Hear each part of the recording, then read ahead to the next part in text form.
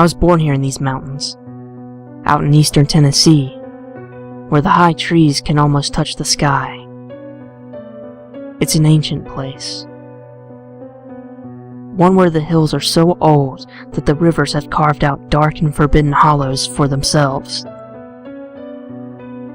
Some of those dark places have been abandoned since long before the Overmountain Cherokee ever haunted the land.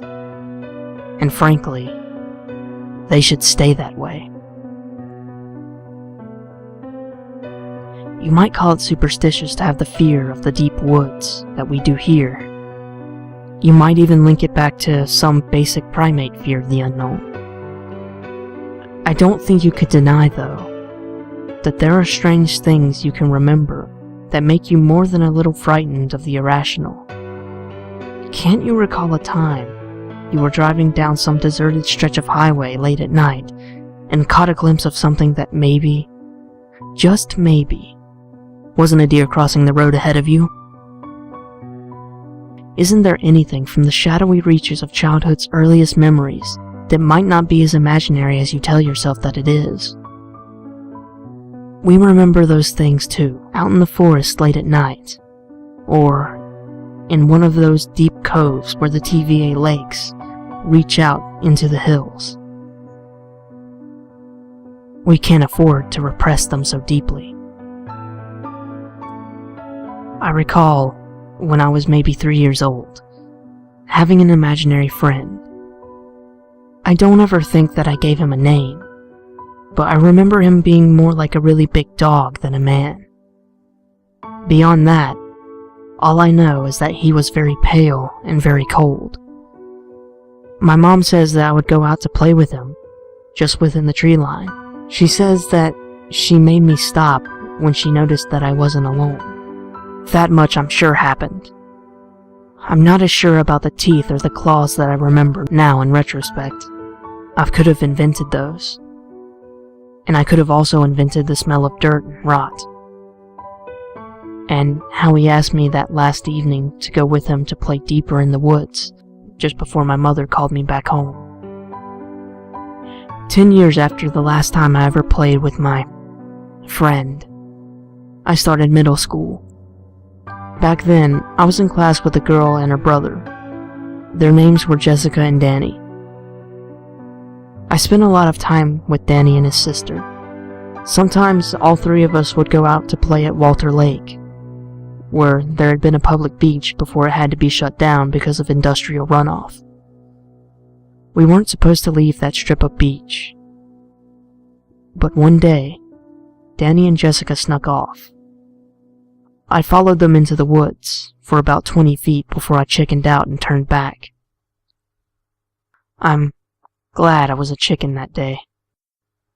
Turns out, they found a place to play in a cove where the water dripped down to over 300 feet, just a few yards offshore. The drop-off went into a valley that used to be called Johnson's Woods before the TVA flooded it. Danny got out there, and he drowned. Everyone said, of course, that Danny just got out there and couldn't swim. No one challenged it, but no one wanted to admit that it might have been something other than a simple case of a teenage boy drowning. Problem is, Danny could swim like a fish. They never found the body, and Jessica would never talk about it. In fact, she wouldn't talk at all for weeks, and she was never the same again. Jessica could never move on, no matter how hard I know she tried.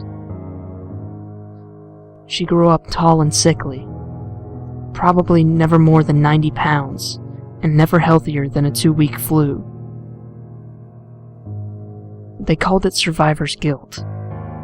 Her eyes were sunken and hollow, and her hair was thinner than it should have been. The girls picked on her, and the boys never spoke to her. I was the closest thing to a friend she had, and to be honest, I was kind of scared of her. But not because I believed that she was dangerous, but because I knew there was something deeply wrong about her that I didn't want to get myself involved in. Near the end, she gave me this notebook that she had used to draw in ever since her brother's death. I took one look at it and burned the thing. 2 days later, the police found her under a tree outside of her house, screaming at the top of her lungs, while her house burned to ashes. I can't ever forget what I saw in that notebook.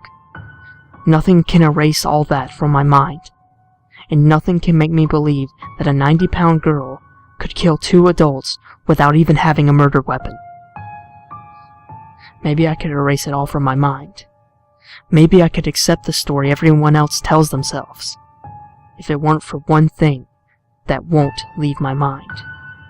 It cuts there like a sharp rock, sticking and slicing away in the back until I can't deal with it anymore. They found her under a tree. Her family didn't have a tree.